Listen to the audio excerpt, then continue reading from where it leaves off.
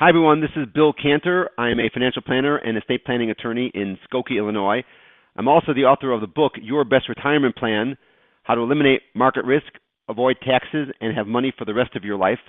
And today we're going to discuss the book and some of the principles I use in the book. And we're going to discuss today the absolute best way to save for your retirement, which the book discusses. First, let's discuss your retirement savings bucket. This represents your bucket of retirement savings. And in there, you're putting savings that you want to retire with. You're putting some 401k and IRA money in there. And, of course, your bucket has some spigots that are going to remove money from your bucket, such as taxes, fees, and market risk and market loss. And also, there's healthcare costs to pay. So my question is, would you like to remove taxes from your retirement savings, remove market risk from your retirement savings, and lower your fees that you pay in your retirement funds, and also help pay for your healthcare costs? That's what we want to do, and that's the goal of the book, and that's the goal of my strategy here. So the goals for our retirement money are to eliminate market risk, eliminate taxes, reduce fees, earn a reasonable rate of return, and help pay for possible healthcare costs that you may face down the road, and also maybe leave a legacy or provide for loved ones after you pass away. So those are all the goals we have, and if I can help you achieve all those goals, is it worth a conversation? I think it's something you want to look at and contact me about afterwards, and we can talk about how that would apply to you. So the first thing is, this is $100,000. This graph represents $100,000 in two different accounts starting January 1st, 2000 over here. Okay, you have the green line and you have the red line. My question is, which do you prefer, the green line or the red line? The green line, I assume you say green line, it's much more money and much less volatile.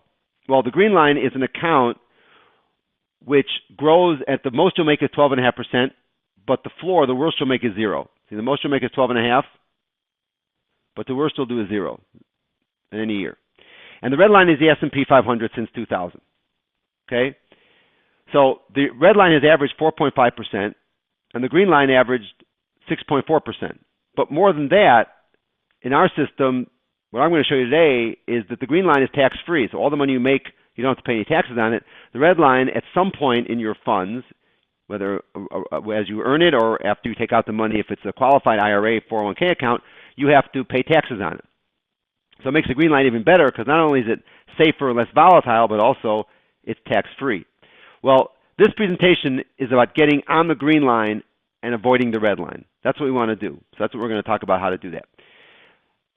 First thing we have to do is we believe that market loss should be avoided in retirement. When you're retired, you do not want to take a loss in your retirement funds for this reason. This is the S&P 500 from 1997 to 2013. You see there's tremendous ups, 106% up and 49% down, 101 up, 57% down. And then it's up, and it's up even further now than this. The problem is not that the market won't eventually go back up, but the timing. And that is, could this crash, these crashes happen right before or during your retirement? And what if it did happen to you, as it happened to Fred the banker? Now, Fred the banker is a real person. He's in my book. He's a banker. He wanted to retire in 2010. He had $500,000 in his 401k. Then 2008 happened. He lost 57% of his money between 2008 and 2009, and he couldn't retire. He took all his money out, was worried about the market going down, and he had to be working many years later. He couldn't retire when he wanted to. So that's the problem with market risk. It's not that it won't come back. It's that if it happens when you're retired, you're in a lot more trouble. So you want to avoid market risk and that volatility. The other thing you want to avoid is you want to avoid taxes. Why do you want to avoid taxes? Well, according to the Congressional Budget Office and the Office of Management and Budget, by 2032, all tax revenue will go towards health care, Social Security, and net interest on the debt by 2032, which means every dime they get from taxes will go to pay health care, Medicare, Medicaid, Social Security, and interest on the debt. And if that happens, well, then there's no money left for defense and protection, for education, for transportation infrastructure, and for general government, because all the money will be gone for those 4 items, Medicare, Medicaid, Social Security, and interest. So there's no money left unless, of course, the government raises or creates new taxes. And so you want to avoid taxes because they're going to be a source of revenue for the government in the future, and they may tax your retirement accounts. So if we possibly want to avoid taxes. The other thing we have to try to avoid is high fees.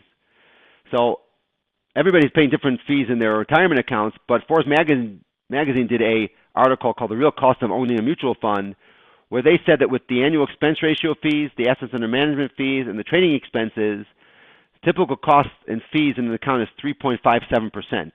That's a huge number. If you're making 6, 7, 8%, you have to lop off half of it almost for fees. That can take over time half your retirement account away. So we want to avoid high fees in our retirement funds as well. So we want to avoid the three money traps. That is stock market risk, taxes, and high fees. And the way we're going to do that is by putting your money in the ideal place for your money, the ideal investment retirement account. This ideal place will have extremely safe, A+ or AA rated companies, so you can't lose your money. No stock market loss, no risk of going down. Worst you'll ever do is zero. Tax-free growth, that you don't report any of the growth on your 1040 return. It's not reportable. It's tax-free. Tax-free lifetime distributions. When you take out your money, there's no tax involved. It's tax-free transfer to heirs. When you pass the money on to your kids, they don't pay any, or your spouse, they don't pay any tax on it either. It's entirely tax-free. Better than a market rate. This, over the last 27 years, has averaged 7.78%. Over the last 17 years, has averaged 6.91%. Of course, historical results, and there's no guarantee of future performance, but it has averaged a very, very good rate, all with no stock market loss possibility. It also is creditor proof by statute in many states like Illinois, so if you have your money in there, you can't lose it to creditors. High contribution limits. You're not limited to putting $5,000 or $6,000 in, or even $18,000 like some accounts. You put a lot more in. It's probate free to heirs. Even if you don't have a will or trust, this money goes to your heirs probate free. There's no pre-59.5 withdrawal penalty like there is in a typical IRA or 401k where you get charged 10% extra if you take out your money early. That doesn't apply here. There's no required minimum distribution at age 70.5 like in your typical IRA or 401k. You have to start taking out your money. Not in this plan. There's good liquidity here, and there's low costs and low fees in this plan. Half of what a typical brokerage, even less than half, of what you normally would pay. The reason it's done so well and better than market rate is because we're using a product here in this analogy, in this illustration, with a 0% floor and a 13.5% cap. Now, before we saw a 12.5% cap, there's a 13.5% cap. Different company has different caps. But the point is, the worst you'll ever do is 0% credited to your account in any year, and the best you'll do is 13.5%. So if the market goes up 30%, you're only getting 13.5%. But you can never lose if the market goes down. Okay? It also can help pay for long-term care insurance, long-term health care. So what is this account that is entirely tax-free, no market risk, great rate, and all these other benefits? So this is a special kind of life insurance that is what I call high cash value, low death benefit life insurance called Indexed Universal Life Insurance, or IUL. And in this policy, we purchase the smallest amount of life insurance required by the IRS, Section 7702, which is the insurance section, the code of IRS code that says insurance is tax-free as long as it stays insurance. So you buy a small amount of life insurance, just enough to keep it tax-free, so the policy remains tax-free, and the rest of the money goes into the tax-free cash value according to IRS Section 72E. Now notice I said that you buy the smallest amount of life insurance. So you don't spend a lot of money or cost of insurance or fees on life insurance. You buy a little amount of life insurance that the IRS requires so that the account stays tax-free and is called life insurance by the IRS, and the rest of the money goes into the cash value, which is also tax-free because it's life insurance. And this is not whole life, which can be more expensive of a life insurance and buys a certain amount of death benefit. This, you buy a very small amount of death benefit life insurance. The rest goes into the tax-free cash value. So this is the way the policy would work, the crediting would work. Let's just say we're going to use a 0% floor and a 13.5% cap. And this column is going to show you the S&P 500 return, and this column is going to show you what's credited to your account. So in 1990, these are real returns from January 1st to December 31st. What did the S&P do, and what would you have gotten credited from January to December? So in 1990, the market went down from January to December 6.56. You would have gotten credited 0, because the worst you're going to do is 0%. In 91, the market went up 26.3%. You would have gotten credited 13.5 because you get the highest you'll get is 13.5. That's the cap. in 92, the market went up 4.46, so you got the 4.46 because you get up to the cap, whatever the gain is. Okay, so this goes on every year. You make up to the cap of 13.5%. So in these years, in the mid-90s, when the market went up double digits every year, you would have gotten the 13.5 only, not the full 34 or 20 or 31. But when the market went down in these years, 10, 13, and 23, you got zero, because the worst you can earn is 0% when the market goes down. And in these years, for example, when the market went down 38%, you got a zero. And the next year, market went up 23, you got a 13.5. So all of this means that over the 27 years, from 1990 through 2016, you averaged 7.78%. Even since 2000, with all that volatility, you made 6.91%. And all of that is tax-free with no risk of market loss. And this is after fees are taken out of the account. What I'll show you in the illustration. This is what these are historical rates. They're not guaranteed, but this is what the account would have earned in the policy. So this is how the funds grow. You saw this before. The annual gains are locked in, and you never can go lower. Once you have this 12.5%, your value sticks there, and it can't go lower from that. The next year, you start from this level of 12.5.